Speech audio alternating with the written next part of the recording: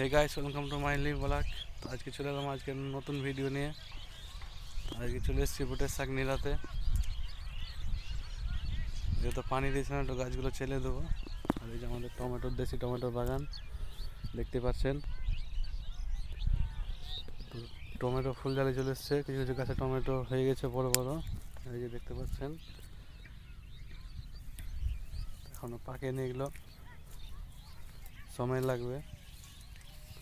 কিন্তু গাছ কিন্তু অনেকটা বড় করেছে, ভালো লাগছে গাছ দেখে পানি দেওয়ার পরে।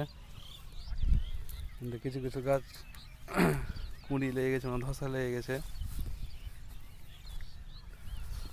আর এই যে টমেটো বেশ ভালো ভালো হয়েছে, দেখতে পাচ্ছেন, বেশ বড় বড় টমেটো হয়ে গেছে। তো এটা এটা মোটামুটি পাকবার মতো হয়ে গেছে, হয়ে যাবে।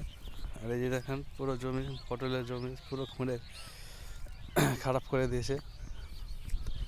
আর এগুলো হচ্ছে চুক্কা। আর এই যে বুটের শাকের জমি, কিছু ঘাস আছে, এগুলো ঘাসগুলো উঠিয়ে ফেলে দেবো।